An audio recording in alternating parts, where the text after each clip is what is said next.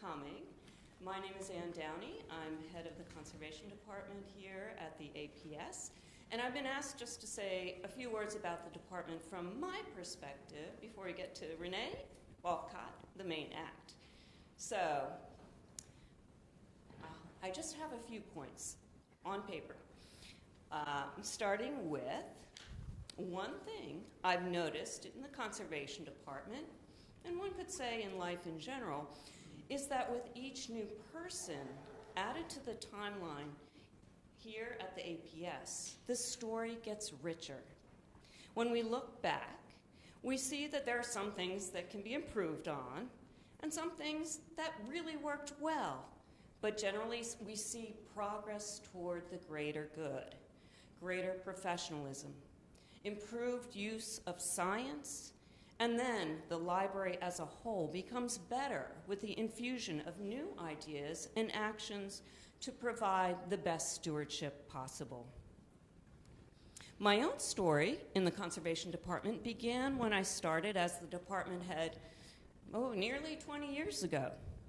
It was especially meaningful to me because it meant that I'd be back in a situation where I was once again caring for an entire collection.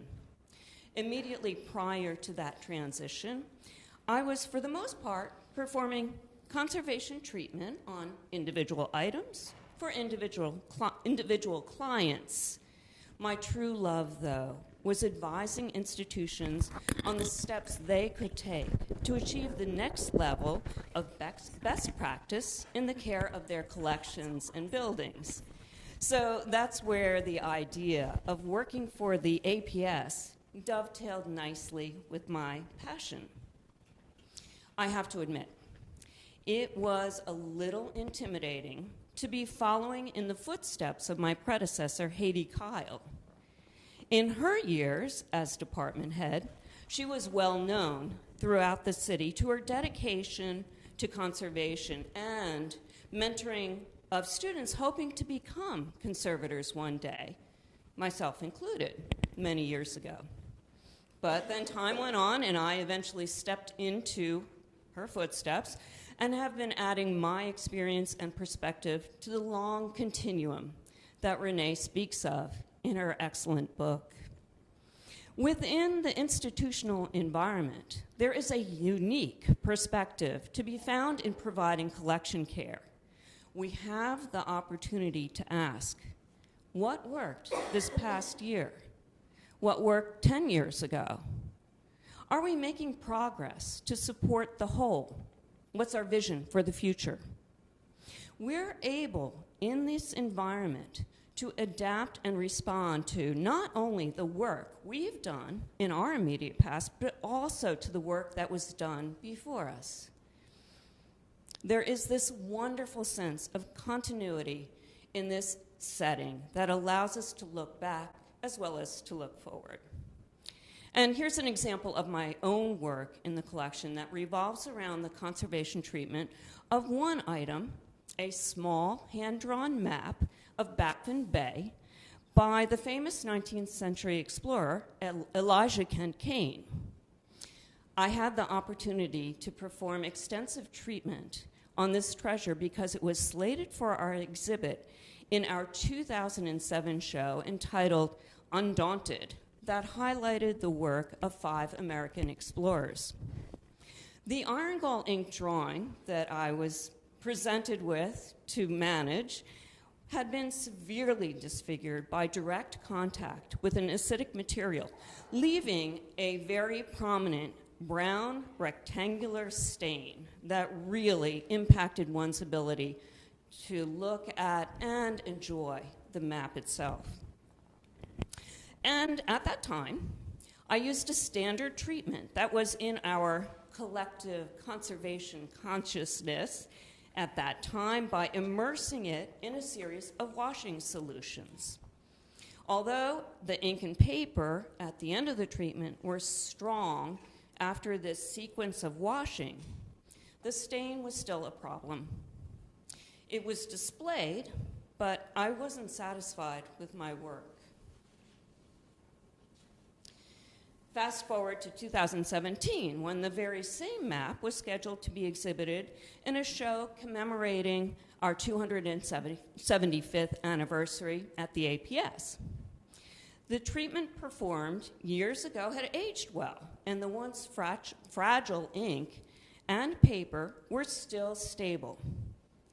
And that stain, it still really bugged me. But at this time, we had a new tool in the conservation community toolkit, something called gel and gum. This type of washing worked by placing your object directly onto a sheet of the gum. And when you're thinking about what this stuff is, if you think about a very, very firm sheet of clear Jell-O that you put the object on top of and it conforms perfectly to the top surface, there we go. Anyway, this method had been vaunted as being more efficient than immersion washing, as it creates a very strong poultice that would pull out the staining and acidic products while introducing less moisture to the object, thereby minimizing the amount of disruption to the paper fibers. And so this treatment was performed. I had performed it previously, but this treatment was interesting. And so, in this particular instance, by gum, it worked. It worked very well at taking out that disfiguring stain. So, finally, I was pleased. Ultimately, though, when we think we're doing the best conservation work possible, using every resource at our avail, we can only hope that history will later reveal that our work has stood up over time. As conservators, we do sometimes wonder, will the next generations of conservators be shaking their heads in dismay? We hope not. And with that, I'd like to introduce Renee. And Renee Wolcott is the Assistant Head of Conservation and Book Conservator here at the American Philosophical Society. Prior to joining the APS, she served as Book Conservator at the Conservation Center for Art and Historic Artifacts in Philadelphia, editor of the Book and Paper Group Annual of the American Institute for Conservation, and adjunct professor in the Department of Art Conservation at the University of Delaware. Thanks for all those million-dollar words, Renee. Yeah. In addition to her conservation work for the APS, she has curated an exhibition entitled Conservation and the Peel Sellers Family Collection and edited a volume of the Transactions of the American Philosophical Society on the same subject. Renee?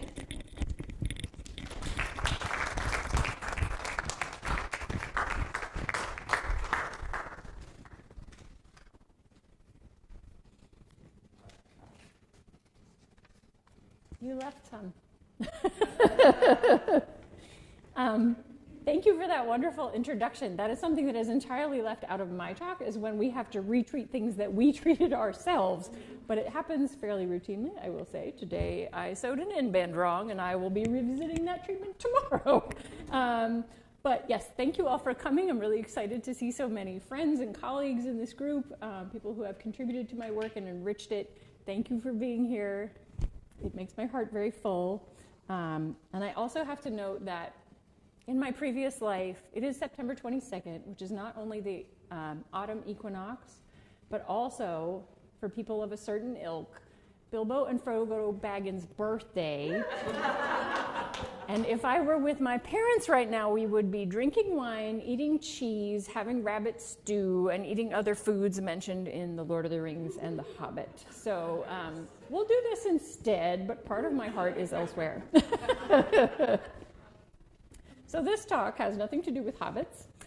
It will focus on how collections care has changed at the American Philosophical Society over its now almost 280-year history, from rebinding and restoration to contemporary conservation practices. I will also discuss some of the factors we take into account when we have to undo or redo the work done by our predecessors, including ourselves. So, I would like to begin my talk with 2 acknowledgments. First, I acknowledge that the American Philosophical Society stands on the ancestral land of the Lenni Lenape people, whose presence continues in Pennsylvania to this day. I honor the original stewards and caretakers of this land, and I recognize the histories of land theft, violence, erasure, and oppression that have brought my institution and myself here. Second, I acknowledge that many of the founders and early members of the APS, including Benjamin Franklin, Thomas Jefferson, and Charles Willson Peale, enslaved Black people and other people of color.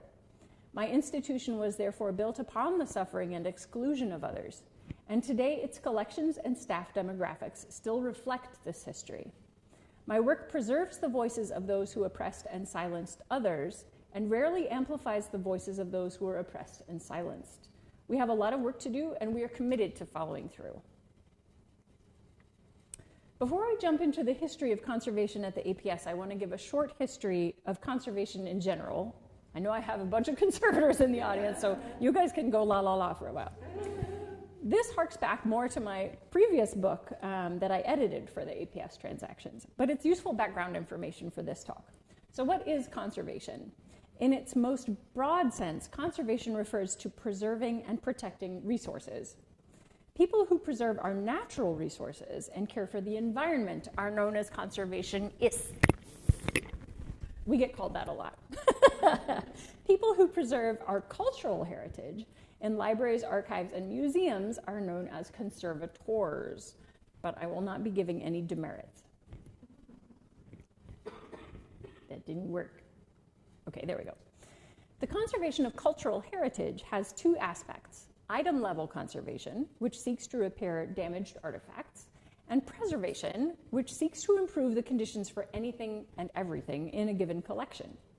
In order to be able to do this kind of work, conservators today study multiple subjects: general and organic chemistry, art history, studio art, and analytical methods. Conservators also specialize in a given type of material, such as paintings, textiles, objects, photographs, wooden furniture, paper, or in my case, books, each of which requires further specialized knowledge. Because I specialized in library materials in graduate school, for example, I also studied artists' and publishers' materials and techniques, papermaking and leather technology, and bookbinding history. This understanding of conservation is a fairly recent development. Historically, craftsmen and artists restored artifacts and works of art using traditional techniques, or owners fixed their treasures themselves with materials they had around the house. You may have done this yourself. So, examples of DIY book repair methods. I actually love when I find examples like this where the old and new leather are stitched together. You see some beautiful Franken books in this trade. Also, you see a lot of tape repairs, which I will say, if you want something to last forever, please don't use tape. It often causes a lot of damage when you have to replace it later when it has fallen apart, as in this case.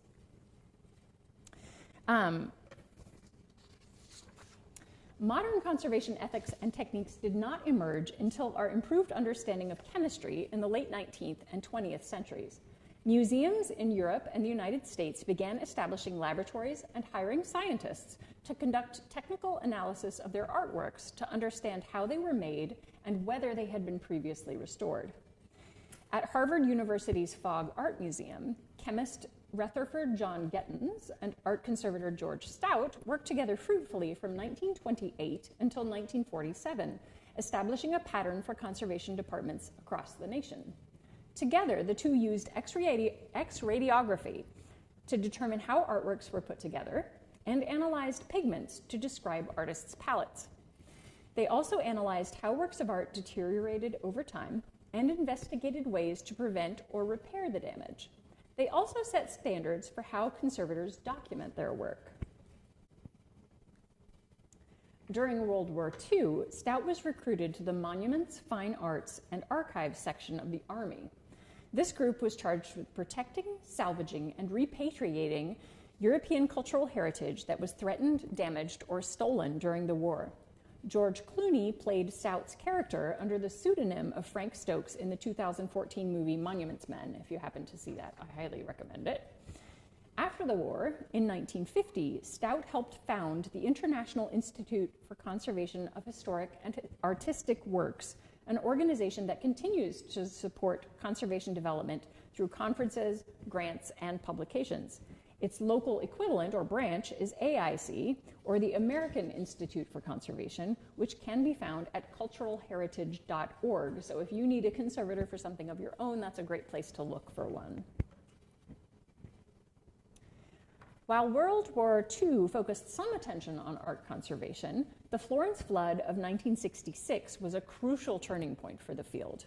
The catastrophic flooding of the Arno River in Italy destroyed or damaged millions of artworks and rare books. Those who responded to the disaster, including thousands of volunteers known as mud angels, many of whom were college students, were forced to develop standardized techniques for dealing with the waterlogged, mud-caked, and oil-soaked artworks.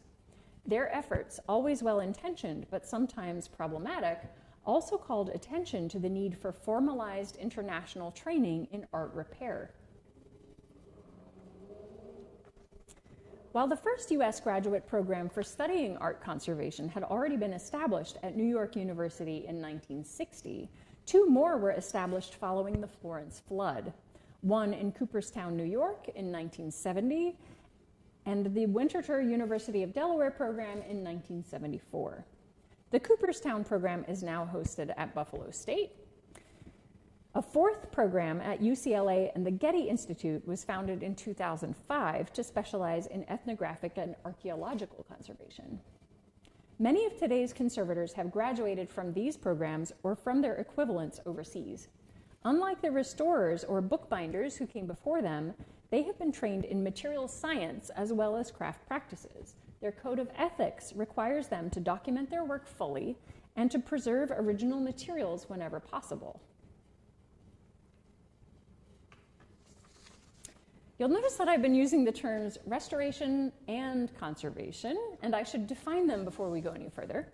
In Europe, restoration remains synonymous with conservation, and people who repair artifacts are known as conservator restorers.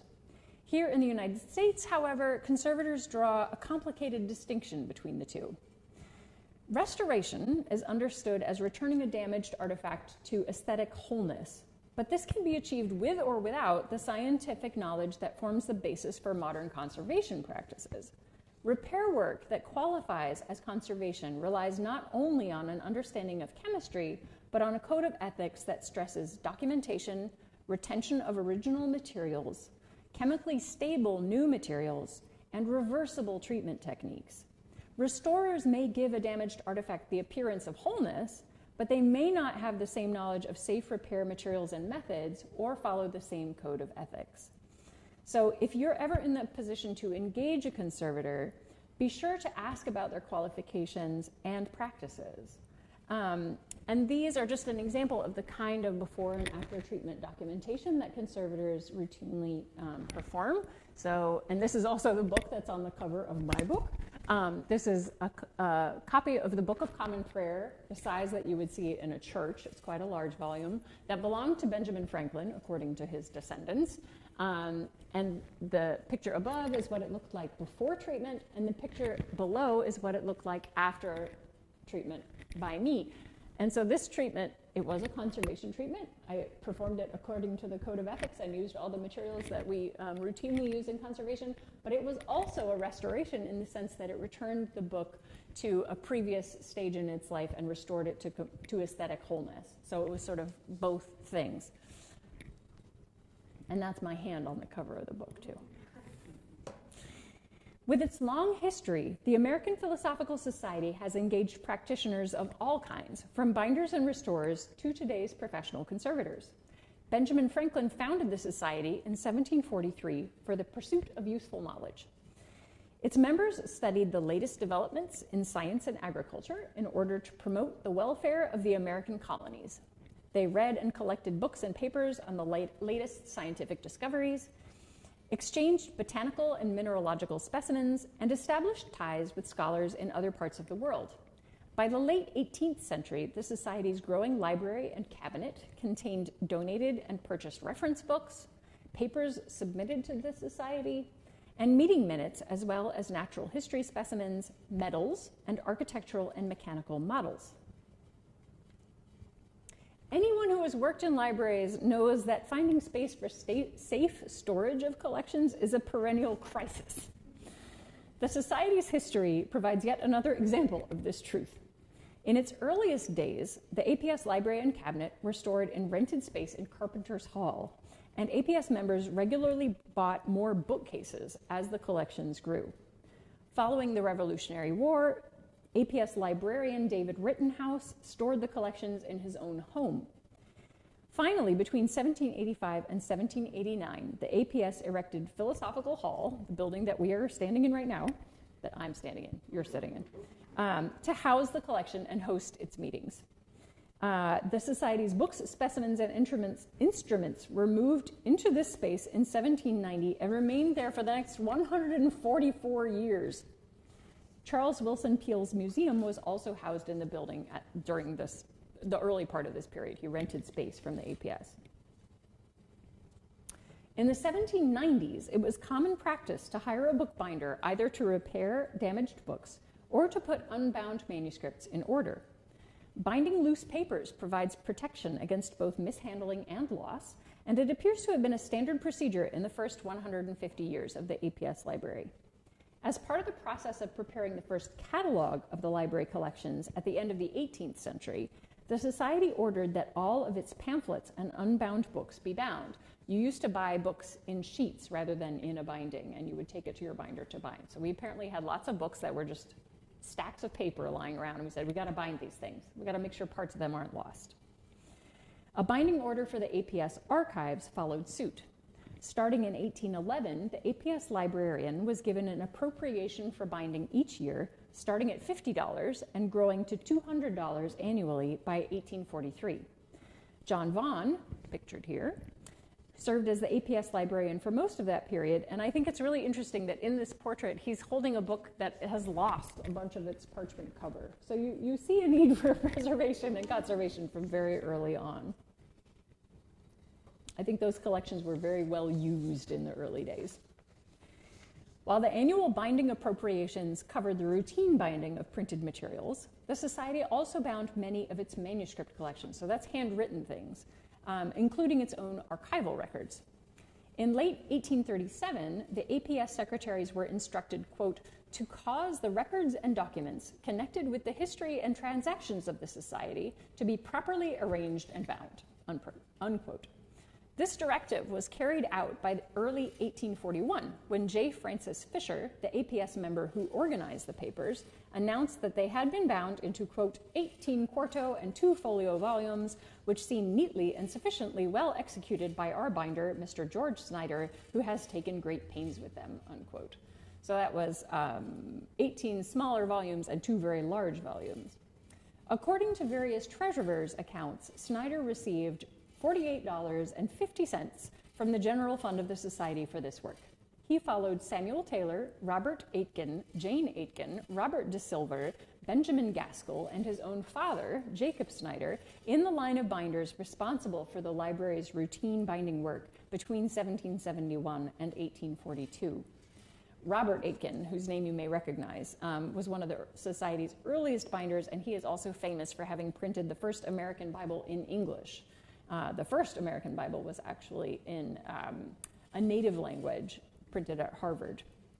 His daughter Jane took over the business between his death in 1802 and the complete failure of her print shop and bindery in 1814, but we have bindings by her as well.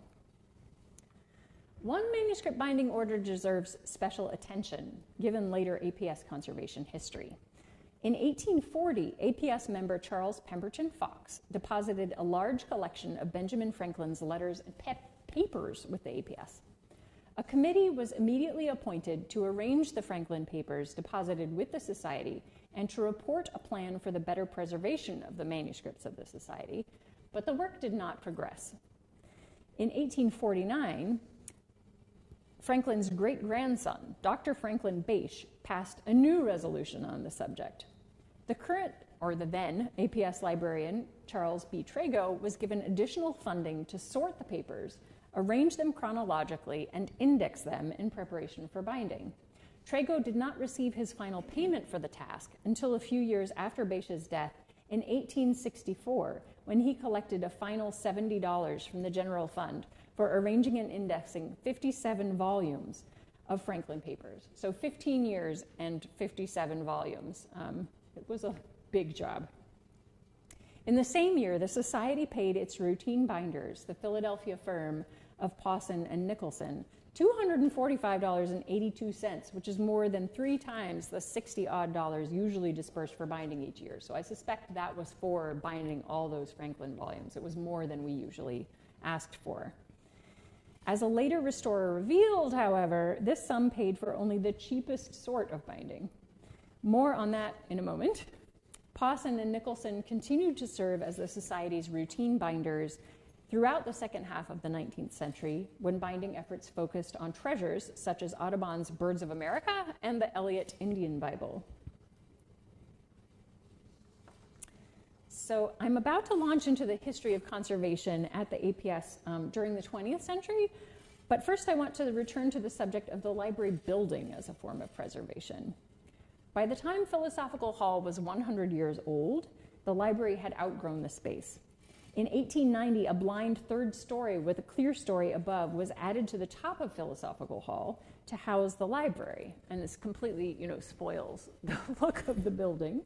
Derisively known as the Society's ugly top hat, the addition remained until 1949 and the construction of Independence National Historic Park, when they rightly demanded that it should come down. During the first 2 decades of the 20th century, the library's rarest materials were shipped from this space to restorer William Berwick in Washington, D.C., and returned again by express shipping services. In 1934, after growing concerns about fire and security, the overcrowded contents of the library were finally moved out of Philosophical Hall and into the Drexel Building, a towering bank headquarters built across the street in the late 1880s. It offered far more space, as well as fireproof vaults. The library remained here for 20 years, and 3 generations of APS conservators, including Carol Rugh, also known as Carolyn Horton, Helen Price, and Willman Spawn, worked in the Drexel Building, and it would have been right across the street where Library Hall is now. It's hard to imagine this giant industrial building there, but there it was. Soon after Spawn was hired in 1948, he oversaw 2 collection moves in rapid succession. In 1954, the library moved from the Drexel Building to the U.S. Fidelity and Guarantee Building on 5th Street. The Drexel Building was then demolished to make room for Library Hall, which reproduced the facade of the 1790 Library Company building, which was originally on the same site. This is during the creation of the Independence National Historic Park. After Library Hall was completed in 1959, the collections were moved into it. The old on the outside, new on the inside building featured room for growth, air conditioning for the benefit of people and collections, and a small restoration laboratory on the 2nd floor. So that's a first, to have dedicated space. In 1981, the Society acquired Benjamin Franklin Hall, the former Farmers and Mechanics Bank building at 427 Chestnut Street, and renovated it to house the library's non-rare collections. One of Willman Spawn's last acts before retiring in 1985 was to help move thousands of books yet again into new compact shelving in Franklin Hall. His successor, Haiti Kyle, went on to enlarge and renovate the small conservation lab in Library Hall to accommodate more staff and equipment. That lab was replaced in 2005 when Kyle's successor, Ann Downey, designed an even larger and more modern conservation space in Franklin Hall, where we now work. The main wearing suite is now home to the library's cataloging staff, including Laura, and up to 4 conservators. With that overview of the physical spaces, which also kind of gives you a preview of the conservators who are coming down the pike, I'll now return to the more hands-on aspect of collections care. At the turn of the 20th century, the Society embarked on a new approach. From 1900 to 1920, APS librarian I. Minnis Hayes sent many of the library's most important documents to expert restorer William Berwick, who worked for the government printing office in the newly established manuscript repair department at the Library of Congress. Berwick was an apprentice-trained English binder who excelled at the Vatican's method of silking documents. So Anne talked a little bit about iron gall ink, which is an ink that was used from the 4th century into the 20th century for every kind of document imaginable. That was the standard ink that people used. Unfortunately, so it's made with iron, it is naturally acidic because of the ingredients in it, and if the recipe is not balanced completely right, it will eventually sort of rust through or corrode through the paper on which it is written. So you end up with a piece of paper that looks like lace wherever the ink has dropped out. So this has always been a problem for librarians. They needed a way to stabilize these papers, keep them from falling apart entirely, and silking was one of the first methods developed to keep the paper together. So it was developed at the Vatican, and then it spread around the world. And the Library of Congress was the first place to adapt it in the United States, and Berwick became a master at it. He worked for the government printing office, but I don't think they can have paid him very much because he worked all the time as a freelance conservator for people who sent him additional work. He took on additional restoration work for private clients throughout his time in Washington, working evenings, weekends, and holidays until he died unexpectedly, if you can call it that when a guy just works all the time, at his bench at the age of 72. So, he began his work for the APS with the Society's Franklin Papers, which Hayes was cataloging for the bicentennial of Franklin's birth. In his letters, Berwick frequently complained about the unknown binder from Pawson and Nicholson, who bound the manuscripts in 1864, apparently in haste and with little regard to the text. This binder stacked the single documents, these are mostly letters, so single sheets of paper, stacked them into stacks, sometimes back to front. He put them in the wrong order. He sawed into them deeply at the spine edge, making deep cuts, then inserted cords into those cuts, and whip-stitched the leaves together into sections over the sewing cords. Now, when you bind a book, you slather glue onto the spine of the papers inside and then stick leather over the top. Well, when you slather glue over stacks of single sheets of paper that have deep cuts in them, the glue goes into those cuts and then just spreads out between the sheets of paper. This made the books extremely difficult to take apart, as Berwick told Hayes quite pointedly in his letters. And while he was right to be critical of the binder's execution, this is pretty typical work for library bindings of this type, and it's probably all the APS paid for. They were not paying for like carriage trade binding, they were paying for cheap and fast and what they could afford. Berwick knew that the manuscripts he treated were destined to be bound again, ironically, by Pawson and Nicholson once more, and he did what he could to preserve them. After disbinding the documents, Berwick cleaned them, often by washing in water, removed old adhesives and mends, flattened creases, and he sized the weak paper. Sizing is a method of applying a dilute adhesive to the paper which strengthens it again. It was a part of the process of traditional paper making. After you make the paper, you dip it in a dilute adhesive and it makes it strong and rattly. If a paper is degraded by wear and time, resizing it can reestablish some of that strength. So he did that.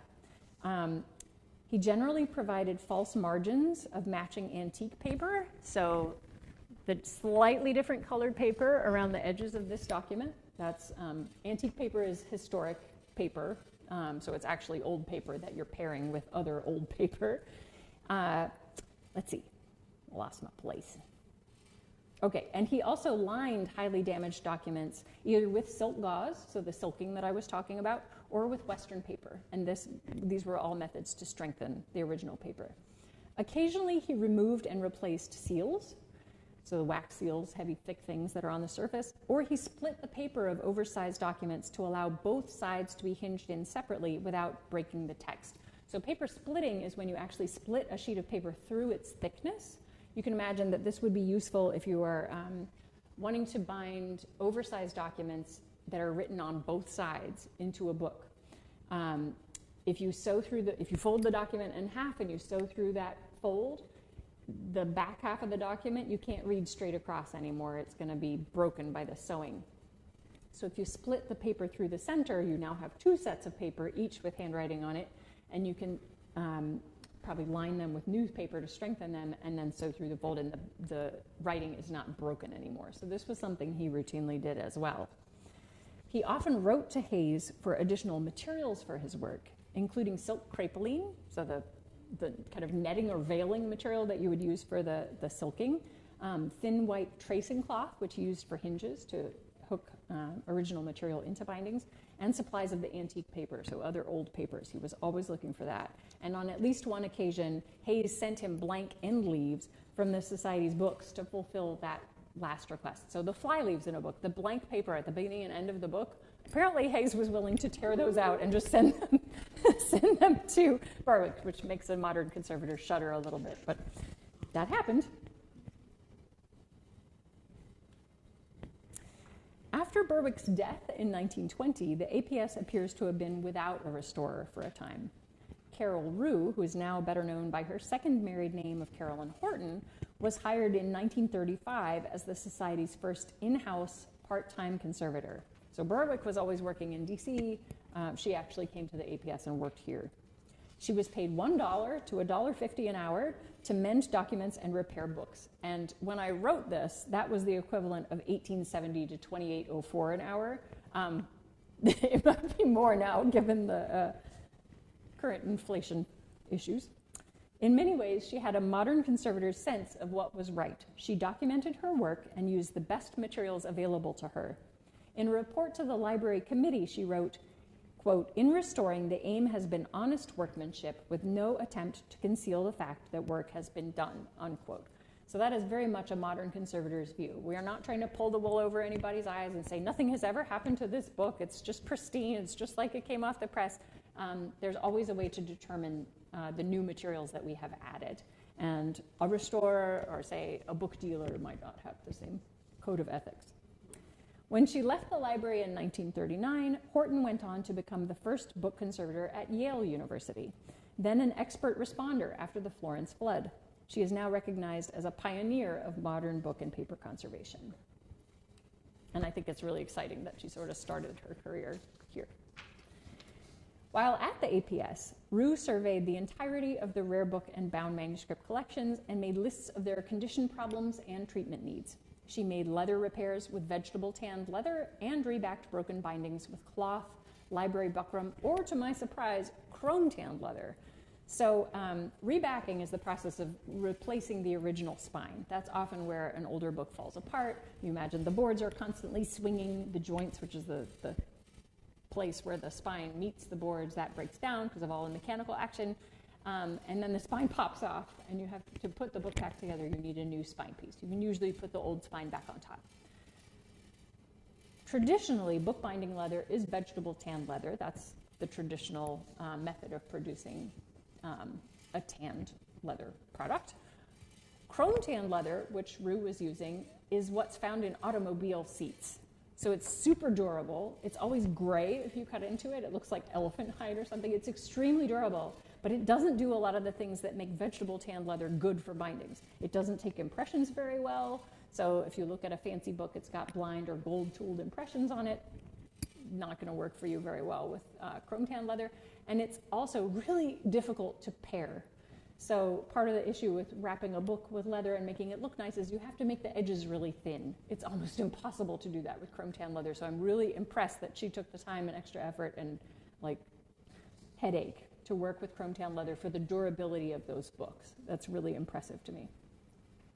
She also cut and lined many fold-out maps with muslin so that they could be handled more safely. Often she left brief handwritten treatment notes like this one, adhered within the books with paste or mucilage. Her treatment notes state that she cleaned, sized, and pressed the letter on the right to General Lafayette from 1824. She also cleaned and oiled leather bindings according to the British Museum protocols, which is something we don't really do anymore. Like Berwick, she continued to use resizing and silk chiffon to reinforce degraded paper.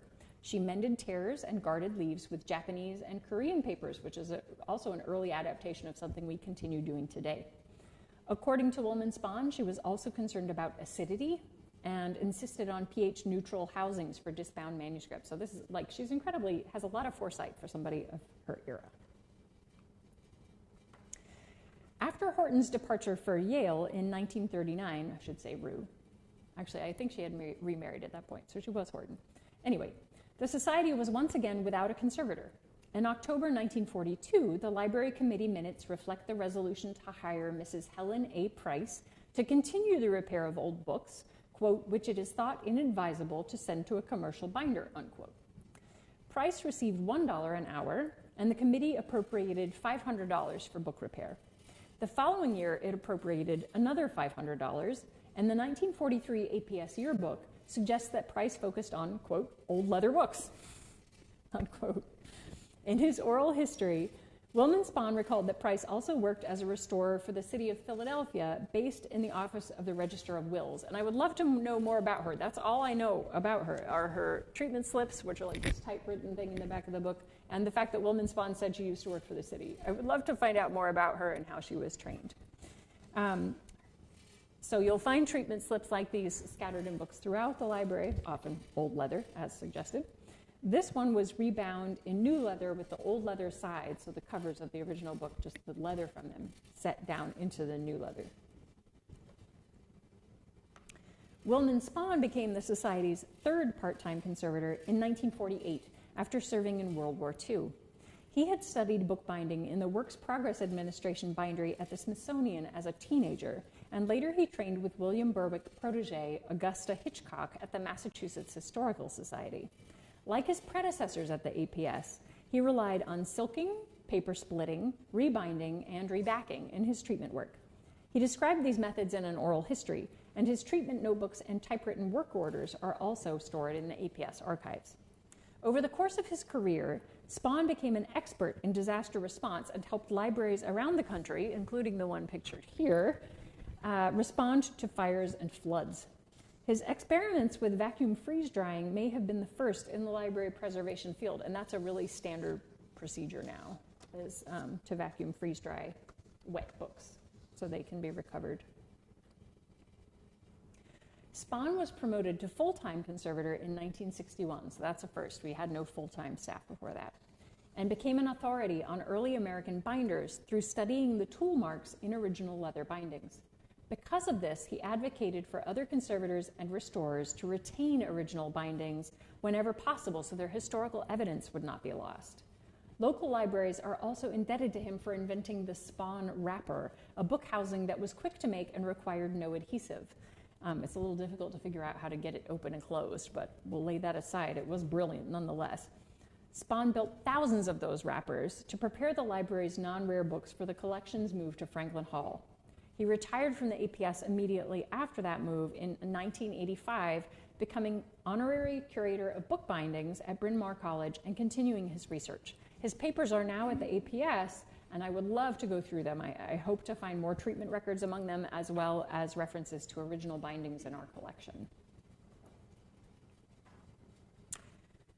So original bindings in our collection are rather scarce, I will say. During the 20th century, the library continued to send many of its damaged books out for rebinding without consulting its in-house conservation staff. So the way I picture it, I don't know if this was true, a librarian would be wandering the rare book vault, for example, and they would say, oh, that book, its spine has popped off. And they, without talking to Willman, they would just package the book off and send it off to a library binder or to a restorer to put it back together.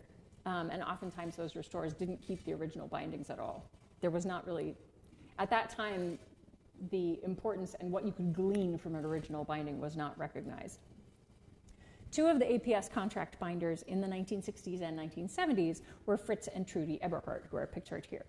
Fritz and Trudy were apprentice-trained as bookbinders in Germany and escaped Soviet Europe after World War II, eventually emigrating to Philadelphia in 1954. Their characteristic bindings can be found at the APS and in many other local institutions. An oral history from 1993 reveals that they also did a fair amount of restoration work. At first, they were self-taught, washing and mending pamphlets for the library company in the mid-1950s, but they later picked up German paper restoration techniques from colleagues. As fate would have it, Fritz and Trudy also trained Don Rash, who was the binder who trained me to bind books, as a graduate student. So in a roundabout way, their legacy continues at the APS. And I will note that Spawn was incensed when he found that an original Robert Aitken binding had been replaced, probably by these folks, because it was recognizably this German binding now when it had been an original American binding. And so he began protecting the original bindings by boxing up the books whenever he found them, to protect them from the librarians who would stroll the stacks and see that they were damaged and then send them away. Haiti Kyle became the head of conservation after Willman Spawn's retirement from the APS. Like the Eberhards, she had trained as an artist in Germany, although she trained as a graphic artist before she immigrated to the United States in the early 1960s. In the 1970s, she trained with bookbinder and early book conservator Laura Young in New York. Shortly after she was hired at the APS, she renovated and enlarged the conservation lab in Library Hall. She also created the first APS Library disaster plan with book conservator Gail Harriman, a graduate of the Columbia Conservation Program. So that program went on to become a book conservation program at the University of Texas at Austin, and then it folded, so it doesn't exist anymore. But disaster plans are vital for libraries because they describe what to do in the case of any kind of a disaster. A big flood, a hurricane comes through, you've got a fire, what do you do? How do you salvage things? So that was great that she established one here. Kyle's 1992 overview of conservation changes at the APS suggests that the lion's share of her work involved rehousing the collections. And if you walk through our collection spaces, you see many gorgeous boxes from this period. Kyle and her staff also performed full treatments on flat paper and bound documents. During the same 2 decades that she was here, Kyle mentored graduate book arts students at the Philadelphia University of the Arts, many of whom served as interns in the APS Conservation Lab. One of these interns, Denise Carbone, was eventually hired as a conservation technician and promoted to book conservator. Kyle's most enduring legacies since her retirement from the APS in 2003 have been as a book artist and teacher. While Kyle and her staff certainly kept records of their work, treatment reports were not routinely included with repaired library objects. The records themselves may have remained with the conservators or interns rather than with the library as part of our archives. Conservators always reported the total number of items and pages treated to the library committee, who oversees the work of the library, but rarely did they include the details of what treatment actually involved. Treatment reports that have been found range from handwritten slips to full printed reports with photographs, but full documentation does not appear to have been the norm even for extremely complex treatments. The images on the right here show a condition report form that was in use in 2003 with a scan of the damaged binding to which it referred. In this case, the book was slated to be completely rebound and the original binding taken. I'm not sure whether that means discarded. Certainly a lot of original bindings were discarded during this period. This was only partially done, and I got to pick up the project and finish it, and I reused the original binding. When I wrote the first draft of this book in 2020, the APS employed 3 conservators, all with master's degrees in art conservation. Ann Downey's degrees in paper conservation from Buffalo State, and she joined the APS as head conservator in 2003. Anisha and I both graduated from the Winterthur University of Delaware program. I'm a book conservator. Anisha specializes in paper and photo conservation, but Anisha has since left the APS to pursue her doctorate in preservation studies at the University of Delaware. So it's down to Ann and me again. Shortly after she joined the APS, Ann oversaw the design of this new, larger conservation lab in Franklin Hall with bench space for up to 4 staff. Almost every year, we accept either a conservation graduate student or a pre-program candidate, so a post-baccalaureate student, into the paid Willman Spawn conservation internship. We continue to create pamphlet wrappers and other specialized enclosures, but we now order most of our custom book boxes. So a lot of the work that Haiti Kyle and her staff were doing, we now just ship out to vendors. Three fantastic volunteers, including Marvin Walters over here, who's amazing, handle the measurement and housing of new accessions. This frees up the conservator's time for other preservation activities and item level treatment. We now have a tethered capture system for digital photography, and photographic and written documentation is required for any complex treatment. All treatments are logged, and more complex treatments are entered into MIMSI, a collections management database that we also share with the APS Museum. So that has increased good communications between departments. Gradually, we hope to enter legacy conservation records into that system as well. Given the long history of conservation efforts at the APS, many of its books and manuscripts have been treated multiple times by multiple people. Recently, I discovered that 2 volumes of David Rittenhouse's diary, so he was an early president of the APS, well known for many other things, his diary contains meteorological observations from 1792 to 1803, and these 2 volumes of his diary display the work of 3 generations of book conservators at the APS. Both of the volumes were displayed open in the APS Museum's 2007 Undaunted exhibition, because that was the one you talked about, which seems to have been the catalyst for their most recent treatment. Volume 2, the larger of the 2, retains its original binding, but with substantial alterations. That's the one that's pictured here. Carol Rugh mended the book back in 1936, so she repaired any tears in the leaves, etc. She also consolidated the leather, sewed new end bands, and rebacked the book with chrome-tanned calf, so that nice upholstery leather. In 2007, Denise Carbone treated the book again, mending additional edge tears, reinforcing the leather edges, and setting down the lifting front label. Both conservators documented their work with handwritten slips and minimal information about the materials used, so that this was the extent of the documentation that was being kept at that time.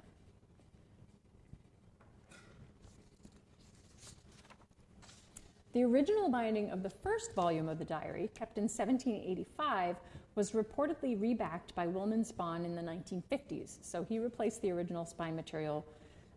Denise Carbone removed this binding in 2007, perhaps because it opened poorly. Condition notes from the museum's item list for the exhibition say that the binding was bad, with leaves cracking and falling out. The slip left with the support for the binding does not provide any context for its removal beyond the date and Spawn's prior treatment. The original binding was replaced by a laced case binding in brown paper. This harks back to a medieval format for book binding. The paper would not have been standard at that time. Paper bindings like these, which attach to the book inside without the use of glue, were frequently employed during Kyle and Carbone's tenures at the Society. They provide visual evidence that the object has been treated, and they also generally open very flat, which is helpful during exhibition. If I were faced by the same treatment problem today, I would attempt to reuse the original binding if at all possible, because that's in our code of ethics, even if it meant reattaching it after exhibition. The book is now divorced from its original historical context because it's out of this binding, but at least we have the binding. If the curators at the library choose, they can reattach that original binding at a later date. And for now, the book is stable and usable, so we have all the good things necessary. Today, our more involved treatments often stem from exhibit preparation. We assess the physical and chemical stability of objects and treat them before exhibition when necessary, even when that means undoing a previous conservator's work. Here, Anne and Anisha are beginning treatment on a silked map of Washington, D.C., possibly treated by Willman Spawn or Carol Rugh. Anne and Anisha immersed the engraved map in an antioxidant calcium phytate solution to stabilize its iron gall ink inscriptions, and then washed the map in purified water to reduce staining. So that's one of the more recent developments in dealing with the iron gall ink problem I was telling you about. This calcium phytate solution is an antioxidant that helps stabilize the ink itself. The silk and the old men's were removed during treatment, and the map was mended with Asian paper and new cast paper pulp, which is how we would approach such a treatment now. We retained the silk, though, as a piece of historical evidence. This is gross, but it makes me think of a peeling sunburn.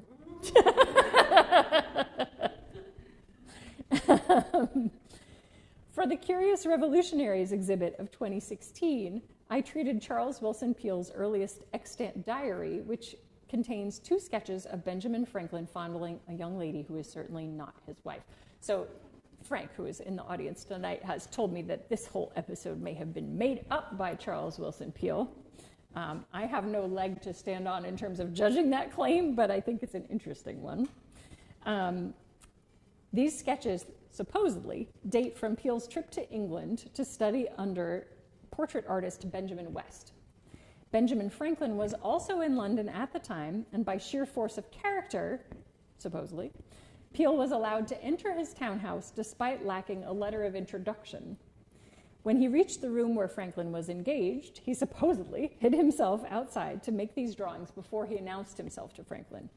That gives you a pretty good idea, I think, in either case, whether this is a true story or not, about Peele's brash personality. He made use of every advantage. This is the diary as it arrived in conservation. The front cover and spine were all that was left of the pocketbook binding.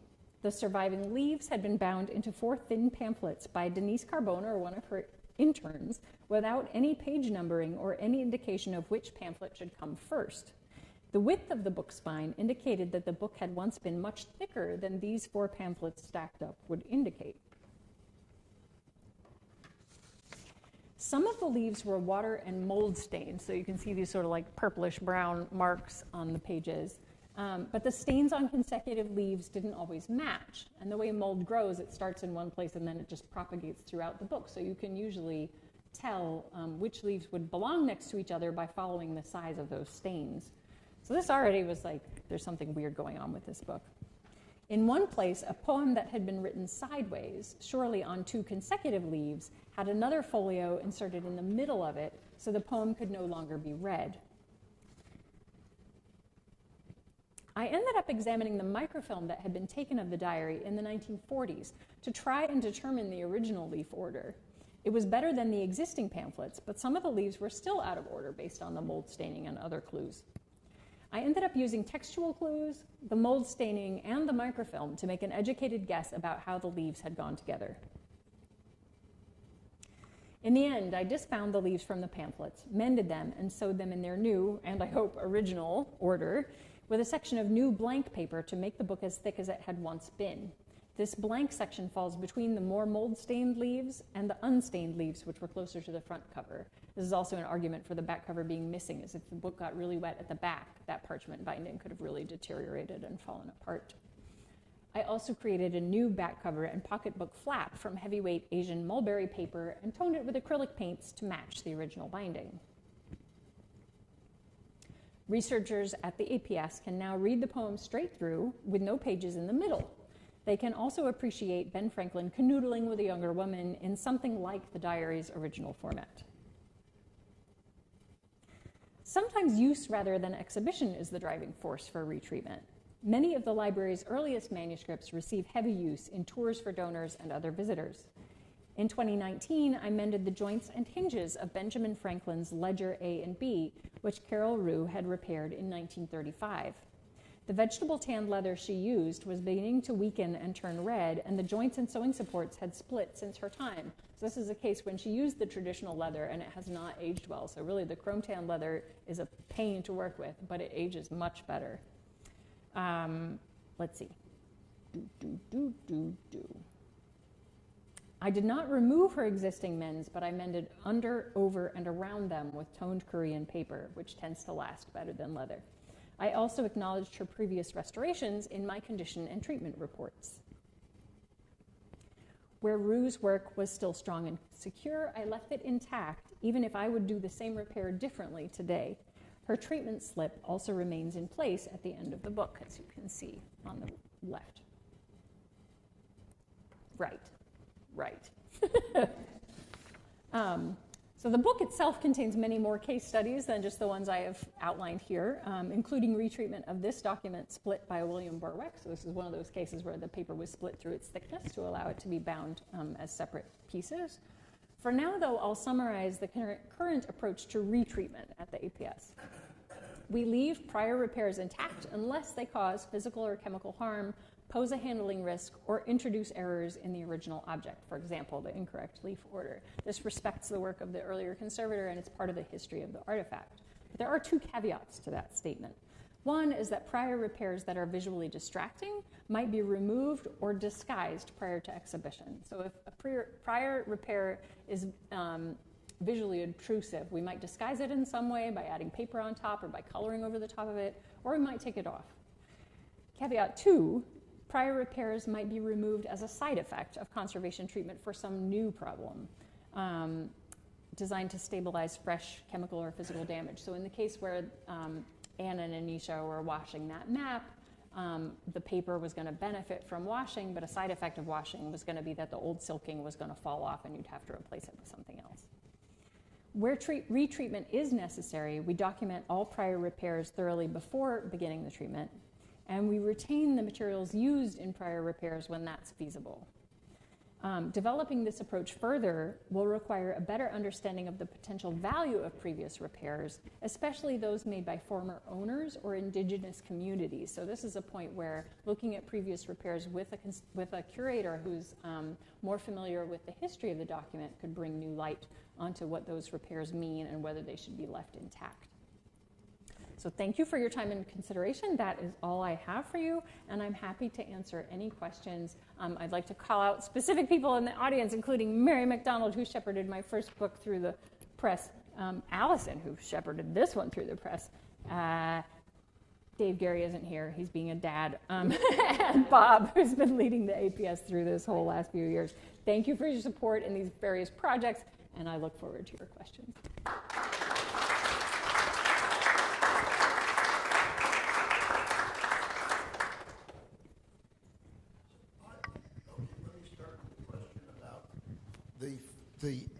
The Franklin papers that were bound, are they still bound? They are not. I was going to say, because when I go into the vault and I see these boxes of Franklin papers, I don't see a lot of bound volumes. No. So what happened there?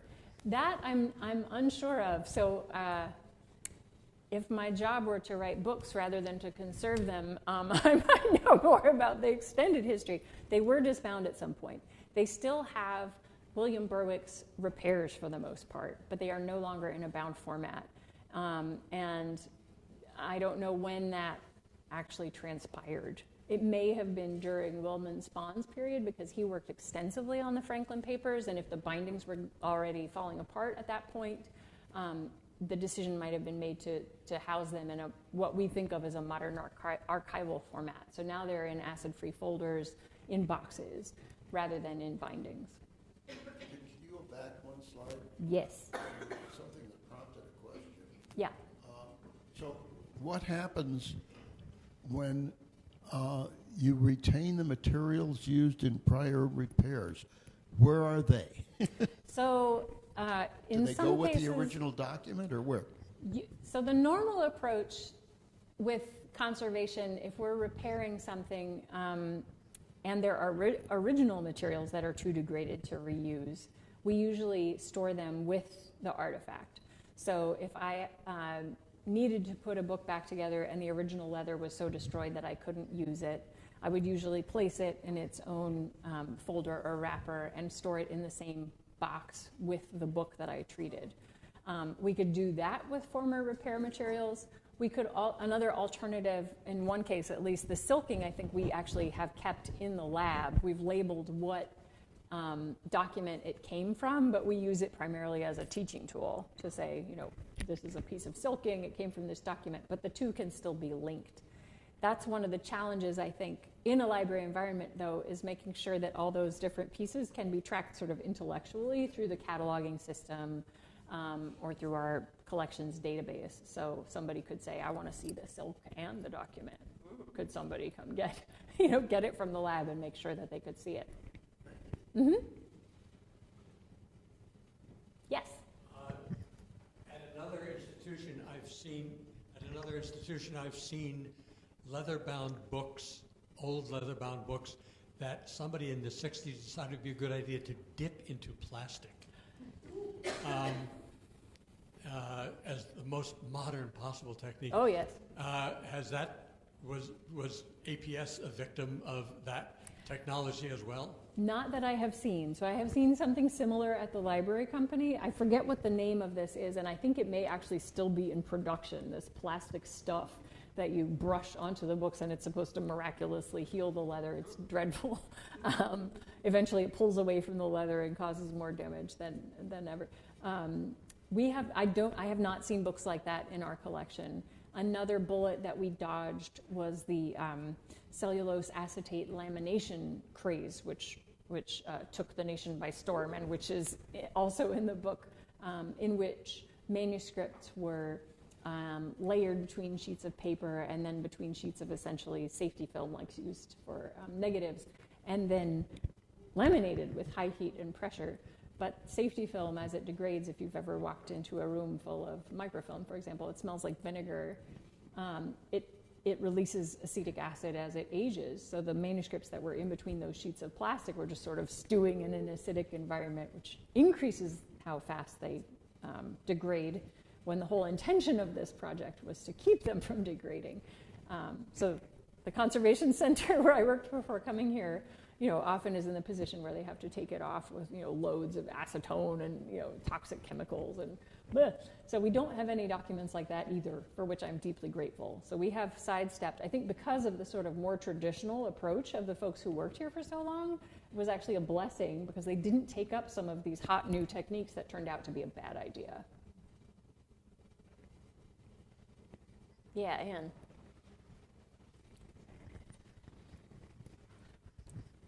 Question again about the Franklin papers. Mm-hmm. What was it that prompted anyone to turn manuscript leaves into bound books? I think in the earliest days of the society, that was just the standard. Like if you wanted to protect something and keep it in order, you put it in a book. That was what everybody did. And so you would, if you were doing a good job, I think you would add a strip of paper or something along one side so that you wouldn't be sewing and gluing through the actual original manuscript when you put it into a book. But that was obviously standard practice from the APS minutes. And clearly that continued. Minnis Hayes, when he was sending all those Franklin letters to William Berwick, they knew they had a really big deal. It was the bicentennial or whatever of Franklin's birth. They wanted to recognize that and take care of his letters and papers, so he sent them to this amazing book restorer, paper restorer. They were in great shape when they came back, but then they had them bound again.